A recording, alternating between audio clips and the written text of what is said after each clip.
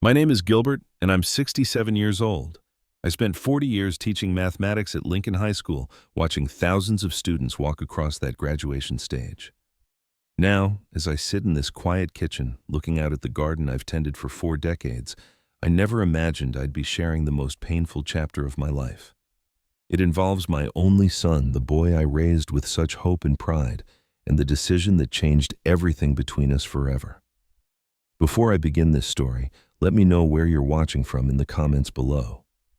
Please hit that like button and subscribe if you've ever faced an impossible choice with someone you love. This story will make you think twice about the true meaning of family loyalty, and I promise the ending will surprise you in ways you never expected. I always thought I had life figured out pretty well. For 4 decades, I stood in front of chalkboards and later whiteboards, teaching algebra and geometry to teenagers who mostly didn't want to be there. But I loved every minute of it. My wife Sarah was a registered nurse at the county hospital working night shifts while I handled the day routine. We were a good team, balancing each other perfectly through all those years. Our son Marcus was our pride and joy. Born when I was 32 and Sarah was 29, he was everything we hoped for in a child. Smart as a whip with Sarah's gentle nature and my stubborn determination.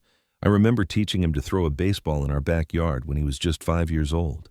His little hands could barely grip the ball, but he kept trying until he could throw it straight to my glove every single time. Marcus excelled in school without much effort, while other parents struggled with homework battles. Our dining room table was filled with Marcus asking for extra math problems to solve. He played varsity baseball and basketball, graduating as valedictorian of his high school class. Harvard accepted him with a partial scholarship, and I felt like the proudest father in Massachusetts. College treated Marcus well. He studied economics and finance, maintaining a near-perfect grade point average while playing intramural sports. During summer breaks, he'd work at the local bank learning about investments and mortgage lending. Sarah and I would drive up to Cambridge for his games, cheering from the stands like any devoted parents.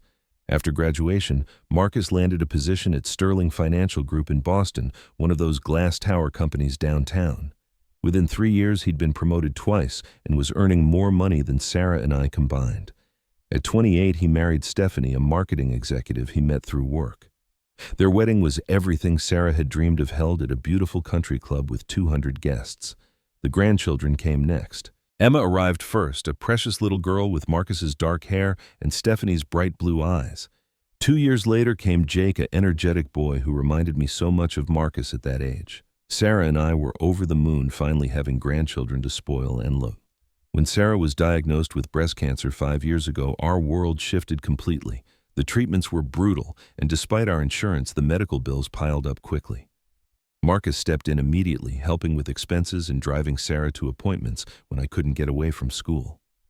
During those 18 months of fighting the disease, our family grew closer than ever. After Sarah passed away, the big house we'd shared for 30 years felt impossibly empty. Every room held memories of her laughter, her cooking smells from the kitchen, her reading glasses left on various tables. Marcus suggested I consider moving in with his family, at least temporarily, while I figured out what came next. The timing seemed perfect. Marcus had found a beautiful colonial-style house in Brookfield, about 20 minutes from where I'd always lived. It had 5 bedrooms, including a perfect in-law suite on the first floor with its own bathroom and small sitting area. The asking price was $350,000 more than Marcus could handle alone on his salary. I offered to contribute $200,000 from the sale of my house, essentially becoming a co-owner of the property. Marcus was grateful, and we agreed I'd cover utilities and property taxes while he handled the mortgage payments. It seemed like an ideal arrangement that would benefit everyone involved. Moving day was bittersweet. Packing up 40 years of memories, deciding what to keep and what to donate felt overwhelming at times. But the excitement of being closer to Emma and Jake kept me motivated. Marcus and Stephanie were wonderful during the transition, helping me arrange furniture and making sure I felt comfortable in my new space. Those first few months were genuinely happy. I'd wake up to the sounds of the children getting ready for school, sometimes helping Emma with math homework or playing catch with Jake in the backyard. Stephanie would invite me to join family dinners most evenings, and Marcus and I would spend weekend mornings working together in the yard, planting vegetables and maintaining the landscaping. Everything started changing around the 6-month mark, though the shifts were so gradual I almost didn't notice them at first. Marcus began coming home later from work, claiming increased responsibilities at Sterling Financial. When he did arrive, he seemed distracted and irritable, often heading straight to his home office with a beer instead of spending time with the family. Stephanie's warmth toward me cooled noticeably. Where she used to ask about my day and include me in conversations, now she'd offer polite but distant greetings before disappearing into other parts of the house. The children picked up on the tension becoming quieter during dinner times when we all sat together. I started noticing Marcus drinking more than usual. One beer after work became 2, then 3. Weekend mornings that used to begin with coffee and newspaper reading together turned into Marcus sleeping until noon, complaining of headaches and general fatigue. The first real red flag came on a Tuesday morning in October. I was taking my usual walk around the neighborhood when I spotted Marcus's silver sedan parked at Riverside Park about 2 miles from his office. It was 10:30 in the morning, well past when he should have been at work. I drove closer and saw him sitting behind the wheel, staring at his phone with an expression I'd never seen before. Pure anxiety mixed with something that looked like desperation. When I knocked on his window, Marcus jumped like he'd been startled awake. He rolled down the window and forced a smile that didn't reach his eyes. "Oh, hey, Dad. Just taking a quick break between client meetings. You know how it is, sometimes you need a few minutes to clear your head." Something about his explanation didn't sit right with me, but I decided not to push the issue. That evening, I casually mentioned seeing him at the park, and Marcus became defensive immediately. "Dad, I'm 35 years old. I don't need you checking up on me like I'm still in high school. I can manage my own schedule." The outburst surprised me. Marcus had always been respectful even when we disagreed about things. This sharp tone was completely unlike him, and it left me feeling unsettled for the rest of the evening. Over the next few weeks, I began paying closer attention to patterns around the house. Marcus would leave every morning as if going to work, but his car would return at odd times during the day. Sometimes I'd hear him in the garage talking on his phone in hushed, urgent tones. When I'd ask about his day over dinner, his stories about work seemed vague and inconsistent. Meanwhile, small conflicts started erupting over household expenses. Marcus began questioning my electricity usage, claiming the bills were higher than expected. He made comments about the grocery budget, suggesting I was buying too many unnecessary items. These complaints seemed petty and unlike the generous, family-oriented son I'd always known. Stephanie started making subtle but cutting remarks about my presence in their home. During one family dinner, Emma mentioned wanting to join the school chess club, and I offered to help her practice. Stephanie immediately interjected, "Emma needs to learn independence, not rely on adults to solve every little challenge for her." The comment was clearly directed at me, implying I was somehow interfering with the children's development. Another evening, I offered to help with Jake's science project about the solar system. Stephanie smiled tightly and said, "Thanks, but we prefer handling school projects as an immediate family unit. Too many opinions can confuse children." Marcus just nodded along, avoiding eye contact with me entirely. The atmosphere in the house grew increasingly tense. Family dinners became quiet affairs punctuated by forced small talk about weather or local news. Emma and Jake began asking if I was okay, sensing the adult tension, even though no one had explained anything to them. I found myself walking on eggshells, careful not to offer opinions or suggestions that might trigger another uncomfortable exchange. The easy, natural relationship I'd enjoyed with Marcus and his family was dissolving before my eyes, and I couldn't understand what I'd done wrong or how to fix it. The truth about Marcus's situation came out on a cold November evening when he appeared at my door, clearly having been drinking. His hair was disheveled, his tie loosened, and he had that desperate look I'd seen in the park weeks earlier, but magnified 10 times. "Dad, I need to talk to you about something important," he said, slumping into the armchair across from my small couch. "I've been dealing with some challenges at work, and I think it's time to be honest about what's going on." My heart sank as Marcus explained that Sterling Financial had laid him off 6 weeks earlier. The company was downsizing, eliminating several positions in his department. He'd been collecting unemployment benefits while searching for new employment. But the job market was competitive, and nothing had materialized yet. "Why didn't you tell me sooner?" I asked, trying to keep judgment out of my voice. I could have helped somehow, maybe made some calls or looked into opportunities through my connections from the school district. Marcus shook his head bitterly. "Because I knew you'd want to fix everything, Dad. I'm not 10 years old anymore. I should be able to handle my own career problems without running to Daddy for help." I felt hurt by his characterization, but I tried to stay focused on practical matters. "Okay, so what's your plan now? Are you working with a recruiter? Have you considered applying to companies outside the immediate Boston area? That's where things get complicated, Marcus admitted, not meeting my eyes. Stephanie doesn't know I lost the job. She thinks I'm still going to work every day. I've been driving around sitting in coffee shops applying for positions online, but I haven't had the courage to tell her the truth. The deception shocked me more than the job loss itself. Marcus and Stephanie had always seemed to have open, honest communication. The idea that he was lying to his wife about something so fundamental felt completely out of character.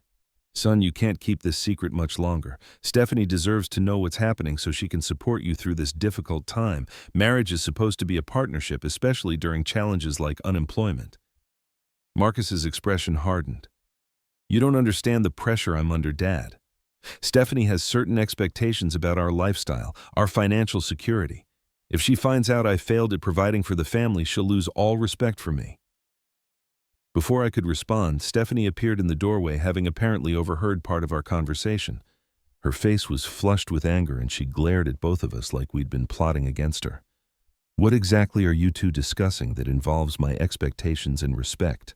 She demanded, crossing her arms defensively. Marcus, what don't I understand about our financial situation? The next hour was painful to witness. Marcus reluctantly confessed about losing his job, while Stephanie's shock turned to fury. She accused him of treating her like a child, making unilateral decisions about their family's future. The argument escalated quickly, with both of them saying things they'd probably regret later. Eventually, Stephanie stormed out of my sitting room, and Marcus sat in silence for several minutes. When he finally looked up at me, his eyes were red and exhausted. Dad, I hate to ask this, but could you help us out financially while I'm looking for work, just temporarily until I get back on my feet? Maybe you could cover the mortgage payments for a month or two. My first instinct was to say yes immediately. This was my son, the father of my grandchildren, asking for help during a legitimate crisis.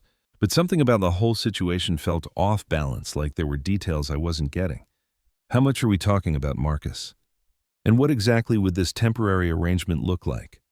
The mortgage payment is $2,800 a month. If you could handle that for 2 months, it would give me breathing room to find the right position instead of taking just anything out of desperation.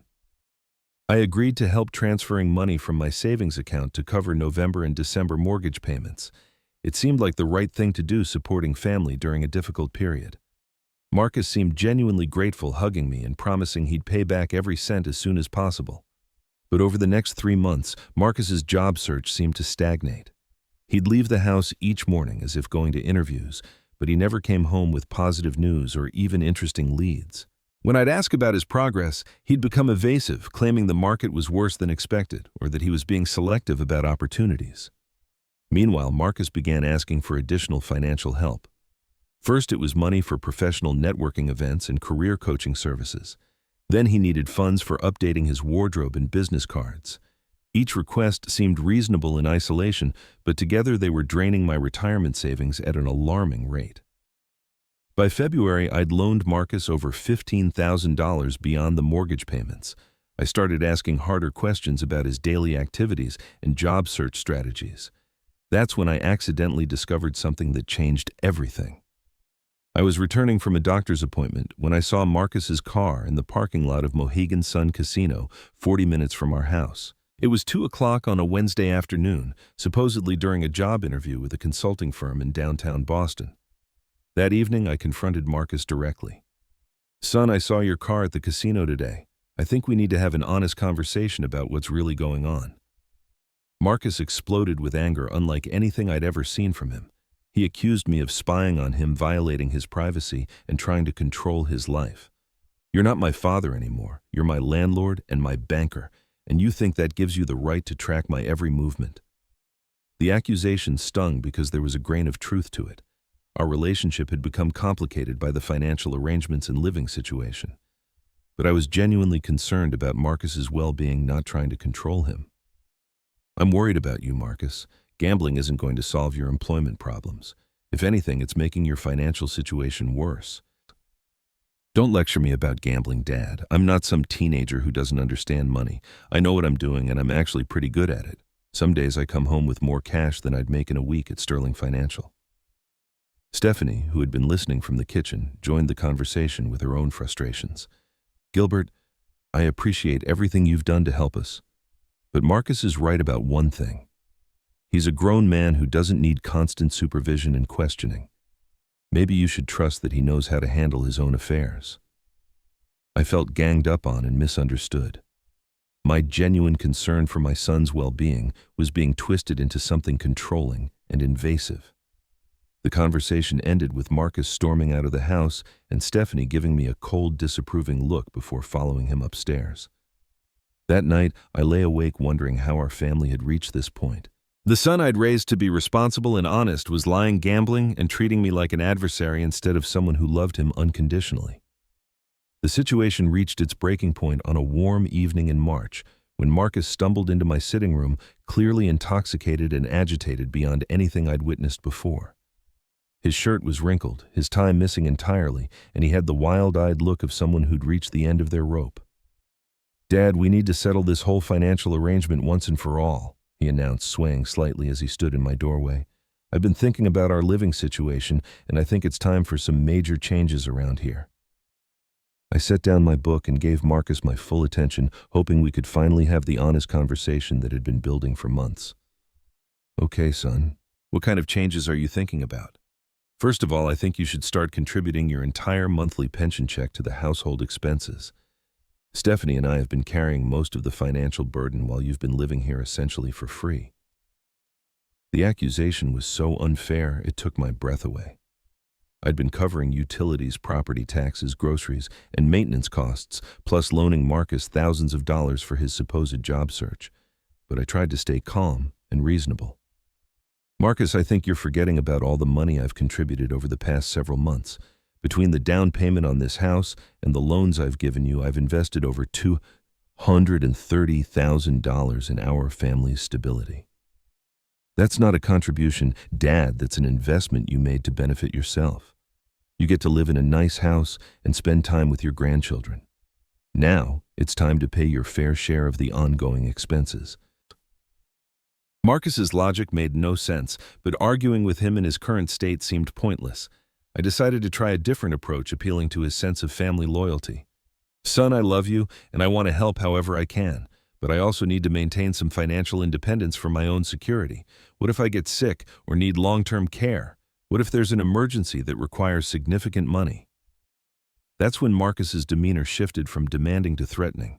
His voice got louder and his gestures became more aggressive as he stepped closer to where I was sitting.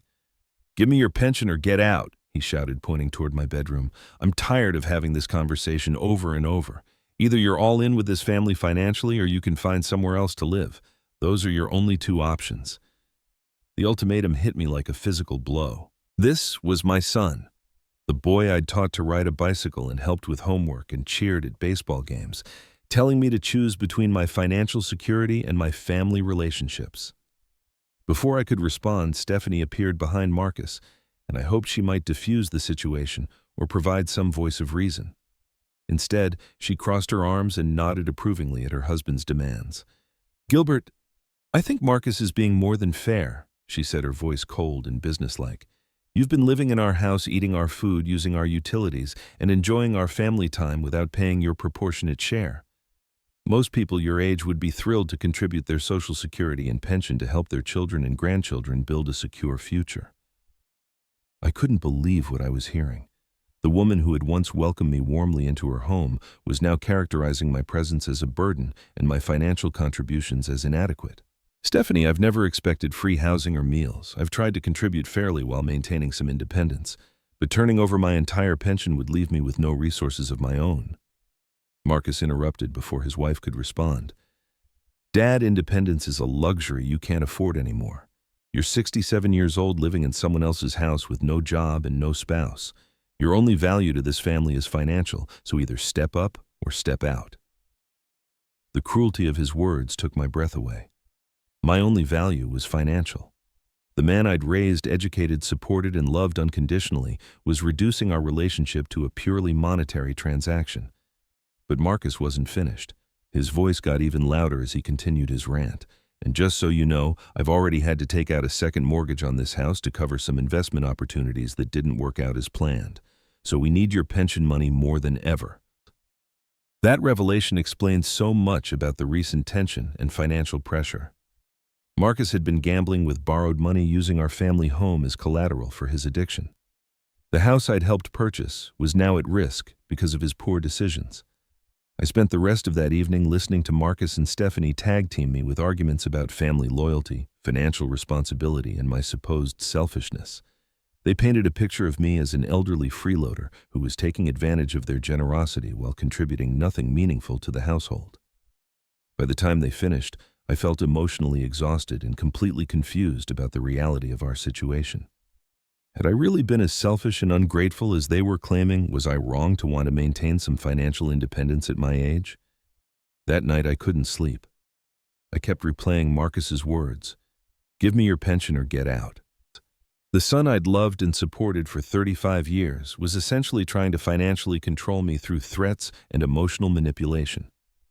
Around 3 in the morning, I heard Marcus and Stephanie talking in their bedroom, their voices carrying through the thin walls of the old house.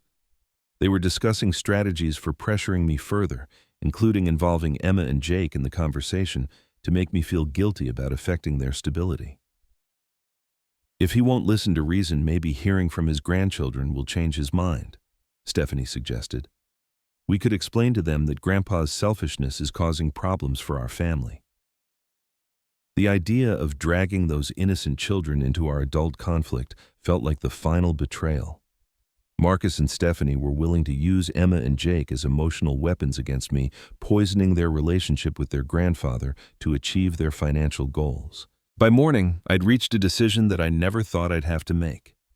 My son had changed into someone I no longer recognized, and staying in his house was enabling his destructive behavior while destroying what remained of our relationship. I woke up that next morning with a clarity I hadn't felt in months. The emotional fog of confusion and self-doubt had lifted, replaced by a calm determination to take control of my own situation. Marcus and Stephanie had made their position crystal clear, and now it was time for me to respond with actions rather than words. While the family was still sleeping, I quietly began packing my belongings into the 2 suitcases I'd brought when I moved in 9 months earlier. I left behind most of the furniture and household items I'd contributed, taking only my personal clothes, important documents, and a few sentimental items that had belonged to Sarah. My first phone call was to David Hartman, my old friend and former colleague who had retired from teaching 3 years before me. David had gone back to school for a law degree after his teaching career and now worked part-time as a legal consultant, helping seniors navigate complicated family and financial situations. "Gilbert, of course, you can stay here as long as you need," David said when I explained my circumstances. "I have a guest bedroom that's just sitting empty, and honestly, I'd enjoy the company. But first, let me ask you some questions about the financial arrangements you made with Marcus." David's legal training kicked in immediately. He wanted to know about the deed to the house, the mortgage documents, and any written agreements Marcus and I had signed regarding my financial contributions and living arrangements. "Gilbert, if your name is on the deed as a co-owner, Marcus can't legally force you to leave the property. And if he's taken out additional mortgages without your knowledge or consent, that could constitute fraud, especially if he forged your signature on any documents." I hadn't considered the legal implications of our situation, but David's questions made me realize I needed to protect myself more carefully. We agreed that I'd come stay with him while we sorted out the legal and financial details of my arrangement with Marcus. My second phone call was to First National Bank, where I'd maintained my accounts for over 20 years. I explained that I needed to redirect my pension and Social Security payments to a different account immediately, and I wanted to transfer my remaining savings to a new account that no one else could access. The bank representative was helpful and discreet, setting up new accounts and arranging for the automated transfers to begin with my next scheduled payments. I also requested copies of all my recent transactions, wanting to document exactly how much money I'd given to Marcus over the past several months. My third call was to a private investigator that David recommended, someone who specialized in financial fraud cases. If Marcus had indeed forged my signature on mortgage documents, I wanted professional documentation of that crime. By 10 o'clock that morning, I had quietly gathered my belongings, made my phone calls, and arranged my temporary living situation. Now came the hardest part, actually walking away from the house and family I'd hoped to be part of for the rest of my life. I left a brief note on the kitchen counter, addressed to Marcus and Stephanie.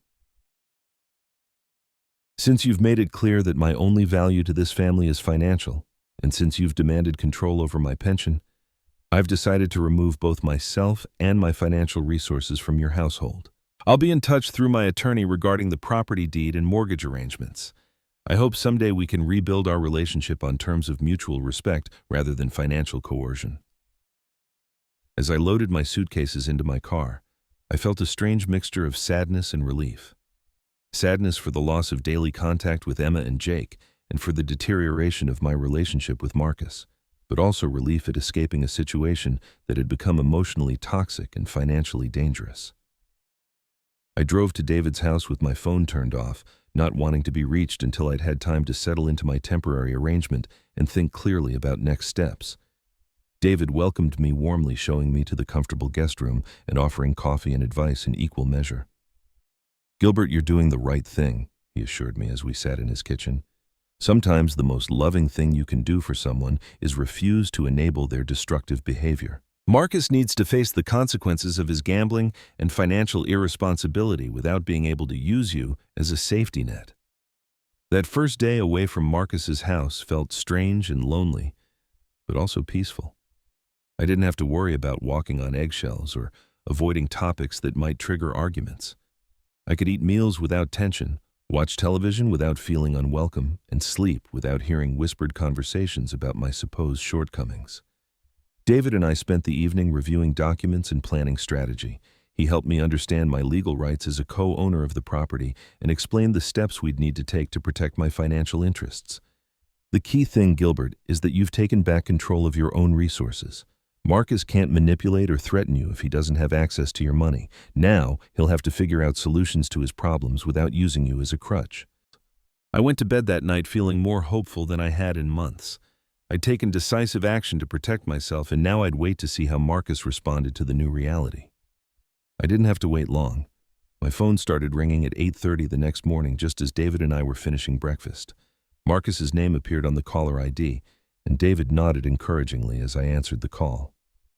"Dad, where are you? Your car isn't here, and there's a note on the counter that doesn't make any sense. What's going on?" Marcus sounded confused rather than angry, like he genuinely couldn't understand why I'd left. I kept my voice calm and steady. "Good morning, Marcus. I'm staying with a friend while we figure out our living arrangements." I thought my note explained the situation pretty clearly. "But Dad, you can't just leave like this without talking to us first. We're family. We should be able to work out whatever problems we're having through discussion and compromise." The irony of his words was almost laughable. Marcus was calling for discussion and compromise after months of demands, threats, and ultimatums. But I decided to engage respectfully, hoping we might actually make some progress.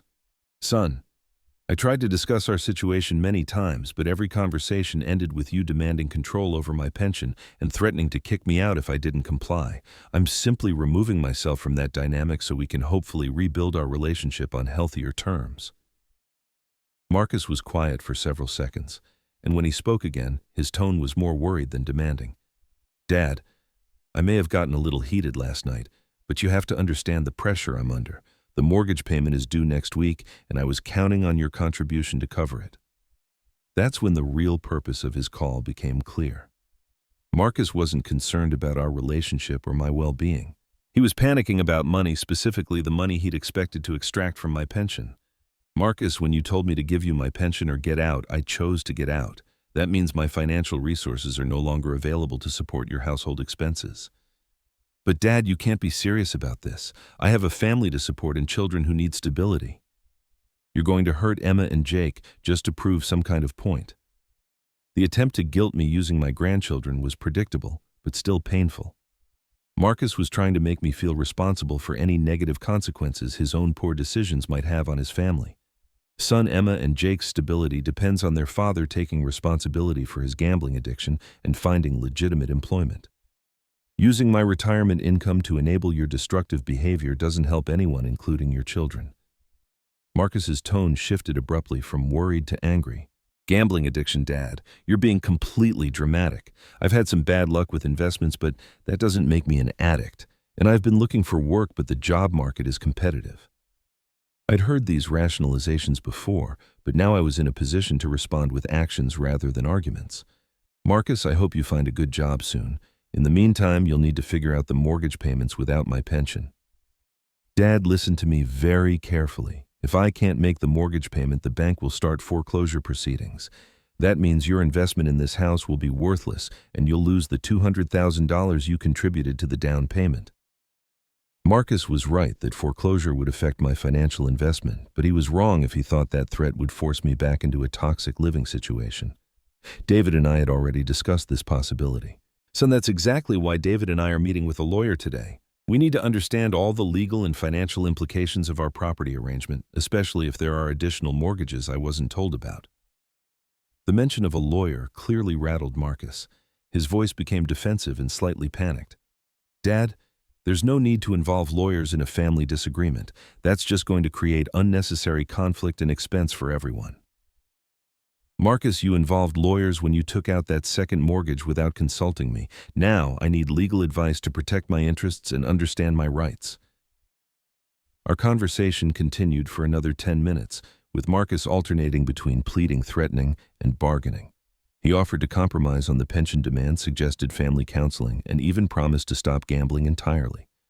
But nothing he said addressed the fundamental issue of respect and honesty in our relationship. When I hung up the phone, David was listening with interest. "How did that feel, Gilbert?" "Strange but empowering. For months I've been reacting to Marcus's demands and trying to placate him. This time I was setting boundaries and sticking to them." The lawyer meeting that afternoon was eye-opening. Attorney Rebecca Chen specialized in elder financial abuse cases and immediately recognized the patterns in my situation with Marcus. She explained that adult children using emotional manipulation to control elderly parents' finances was unfortunately common. "Mr. Gilbert, you've done exactly the right thing by removing yourself from the situation and protecting your financial resources. Now we need to review all the mortgage and deed documents to make sure your property rights are protected." The legal review revealed that Marcus had indeed forged my signature on the second mortgage documents. The private investigator had obtained copies from the bank, and handwriting analysis confirmed that someone other than me had signed my name to the loan papers. "This is fraud, plain and simple," Attorney Chen explained. "Your son used your identity to secure additional borrowing against the property without your knowledge or consent. We have several options for how to proceed, depending on what outcome you're hoping to achieve." I didn't want to see Marcus go to jail, but I also couldn't let his illegal behavior continue unchecked. We decided to document everything thoroughly while giving Marcus one opportunity to resolve the situation voluntarily before involving criminal authorities. That evening, Marcus called again, this time with Stephanie on the line as well. They wanted to know why I was involving lawyers in what they called a simple family misunderstanding. "There's nothing simple about forging someone's signature on mortgage documents, Marcus. That's a felony, and it puts both of us in legal jeopardy." Stephanie jumped into the conversation with her own spin on events. "Gilbert, you're being completely unreasonable. Marcus made some mistakes, but destroying the family with lawyers and accusations isn't going to help anyone." "Stephanie, I'm not trying to destroy the family. I'm trying to protect myself from financial fraud while hoping Marcus will get the help he needs for his gambling problem." "Gambling problem?" she repeated, her voice getting higher. "Gilbert, I think you're confused about what's been happening here. Marcus doesn't have a gambling problem. He's been working hard to find new employment while managing some temporary financial challenges." It was clear that Marcus still hadn't told his wife the full truth about his casino visits and the extent of his gambling losses. Stephanie was defending behavior she didn't even fully understand. "Stephanie, I think you and Marcus need to have some very honest conversations about his activities over the past several months. I'm not going to be the one to fill in the gaps in your knowledge." The call ended with both Marcus and Stephanie angry and defensive, but I felt good about maintaining my boundaries while leaving the door open for honest communication if they ever chose to pursue it. Over the next few days, I settled into a comfortable routine at David's house while we worked on resolving the legal and financial complications of my situation with Marcus.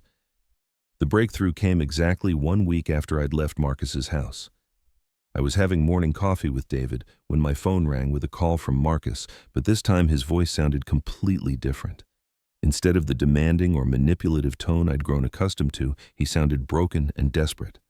"Dad, I need to tell you something, and I need you to please just listen without hanging up on me."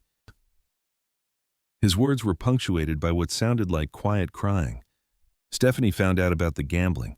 She found bank statements and casino receipts I'd been hiding, and she's taken the kids to her mother's house. She says she won't come back until I get professional help. This was the first time in months that Marcus had spoken to me with complete honesty, and despite everything that had happened, my heart went out to him. He was finally facing the consequences of his deceptions and addictive behavior. Son, I'm sorry you're going through this difficult time. How are you feeling about Stephanie's ultimatum? Scared, Dad, really scared. I've made such a mess of everything and I don't know how to fix it. The mortgage payment is overdue. I owe money to people who aren't very patient about collecting debts, and now my family is falling apart. Marcus went on to explain that his gambling losses totaled over $40,000, far more than he'd ever admitted before. He'd been borrowing from credit cards, personal loans, and finally the house itself to fund his addiction while maintaining the pretense of job searching. I know I said terrible things to you last week, Dad. I was desperate and angry, and I took it out on the person who's always been there for me. I don't expect you to forgive me right away, but I want you to know that I understand now how wrong I was. This was the apology and acknowledgement I'd been hoping to hear for months, but I also knew that words alone wouldn't resolve the deep damage that had been done to our relationship and Marcus's family. Marcus, I appreciate your honesty, and I'm proud of you for finally facing the reality of your situation. But what's your plan now? How are you going to address the gambling addiction and the financial problems you've created? Stephanie gave me the names of 3 gambling addiction counselors, and I've already made appointments with 2 of them. I also called the Employee Assistance Program from my old job to ask about career counseling and job placement services. For the first time in our conversation, Marcus sounded like he was taking concrete steps rather than just making promises or excuses. But I knew that lasting change would require sustained effort over months or years, not just good intentions during a crisis. That sounds like a good start, son. What about the immediate financial problems, the overdue mortgage and the people you owe money to? Marcus was quiet for a long moment before answering. Dad, I know I have no right to ask this after everything I said and did, but is there any possibility you might consider helping me one more time, not giving me money directly, but maybe working with me on a plan to save the house and get current on the debts? This was the request I'd been expecting, and David and I had already discussed how I might respond if Marcus approached me with genuine remorse and a realistic plan for change. Marcus, I'm willing to consider helping, but only under very specific conditions.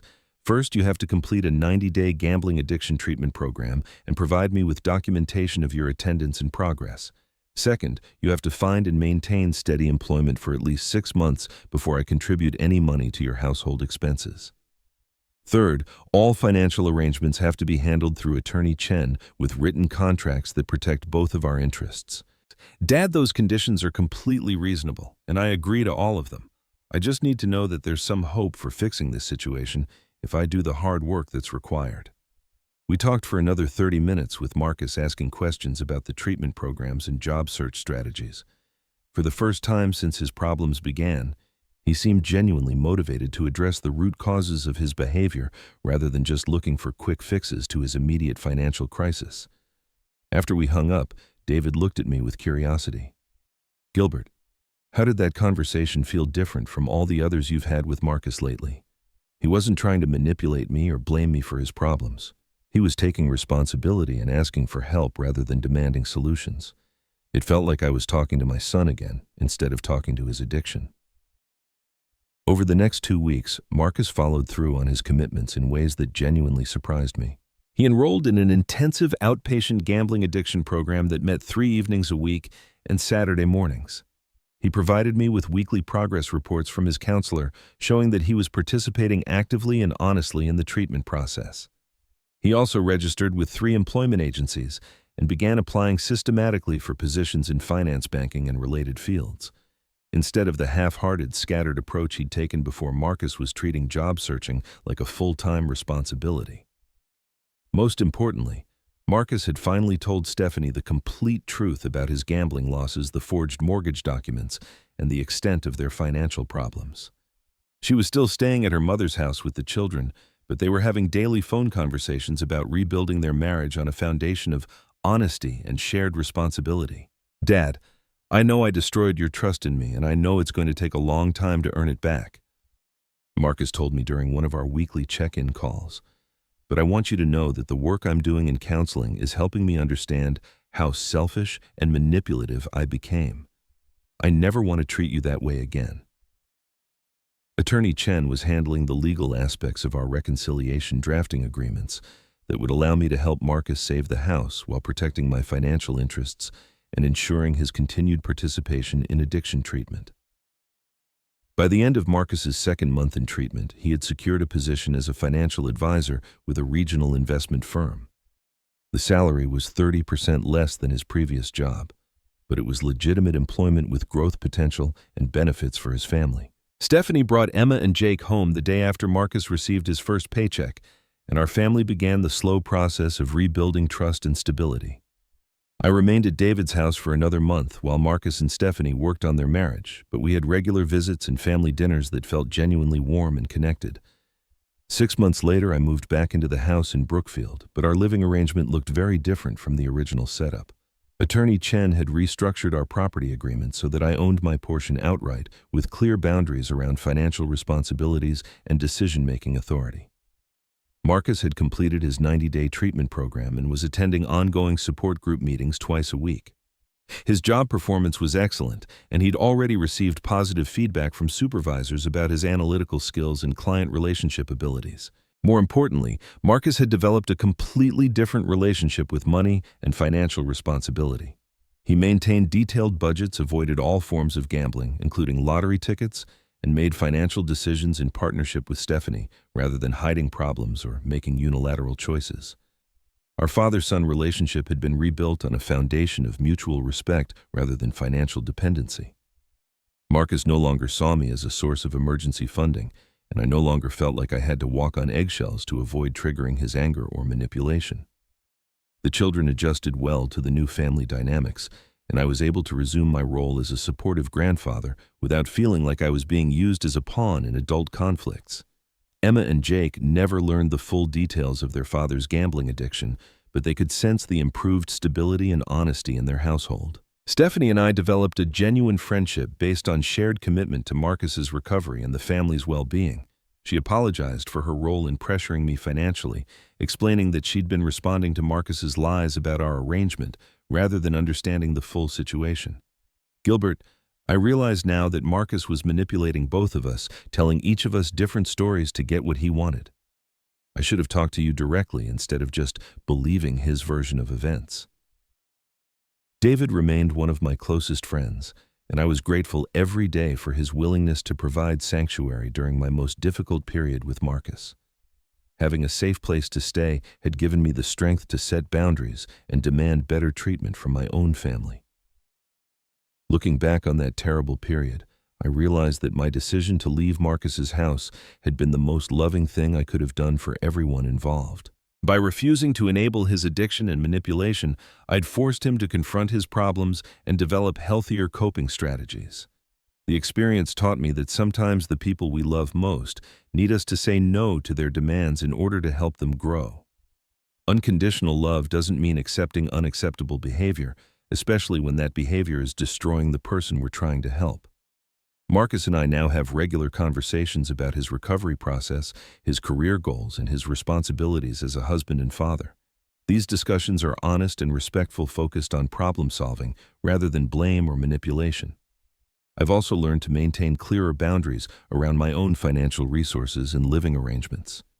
While I'm happy to help my family during legitimate emergencies, I'll never again allow anyone to threaten or coerce me into financial decisions that compromise my security and independence. The house in Brookfield has become a genuine home for all of us, filled with laughter, honest communication, and mutual support.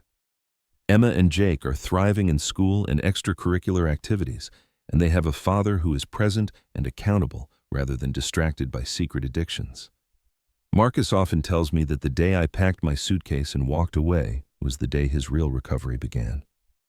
Dad, as long as you were there to catch me every time I fell, I never had to learn how to stand up on my own. When you removed that safety net, I finally had to face the consequences of my choices. Sometimes love means being willing to let the people we care about experience the natural results of their behavior, even when those results are painful. The hardest lesson I learned during this ordeal was that trying to protect Marcus from his consequences was actually preventing him from developing the skills and character he needed to build a healthy, stable life. Today, I'm proud of the man Marcus has become through his recovery process, and I'm grateful that our relationship has been rebuilt on a foundation of honesty, respect, and genuine care for each other's well-being. The pain of that difficult period was worth it for the stronger family bonds we've developed on the other side. If you've ever faced an impossible situation with someone you love, I'd like to hear about your experience in the comments below. How did you balance supporting your family with protecting yourself from manipulation or abuse? Please hit the like button if this story resonated with you and subscribe for more stories about navigating difficult family relationships. Share this video with anyone who might benefit from hearing about the power of setting healthy boundaries, even with people we love unconditionally. Thank you for listening to my story, and I hope it helps you find the courage to make difficult but necessary decisions in your own life. Remember, sometimes the most loving thing we can do is refuse to enable destructive behavior no matter how much it hurts in the moment.